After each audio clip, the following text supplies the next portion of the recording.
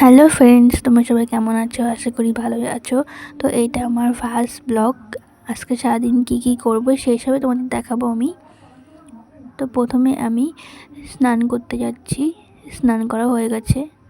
Video করতে এতটাই ব্যস্ত যে সিঁদুর পরিনি, সিঁদুর পরে আসলাম। আজকে শাড়ি পরেছি কারণ আজকে বৃহস্পতিবার, পুজো করব। এমনি পরি, কিন্তু ভিডিও করার সময় পরি, সবসময় পরি না। সে ঠাকুর ঘরেও চলে এসেছি। ঠাকুরের থালা বাসন আগের থেকে মেজে রেখেছিলাম, কিন্তু ভিডিও করা হয়নি। এই যে আমি পুজো করছি এখন, এত স্পিডে করছি দেখো। এবার শঙ্খ বাজাচ্ছি। পুজো করা হয়ে গেছে, কেমন হয়েছে বলবে।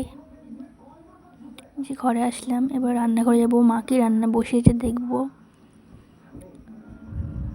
এই যে এখানে ভাত বসিয়ে দিয়েছে, আর এখানে ফুলকপি মা কাটছে, এবার আমি কাটবো। যে ফুলকপি, আলু, সিম, আলু কাটা হয়েছে, আর এখানে পটল, আলু, আর এখানে মাছ, চিংড়ি মাছ ভাজা হয়েছে। যে ভাত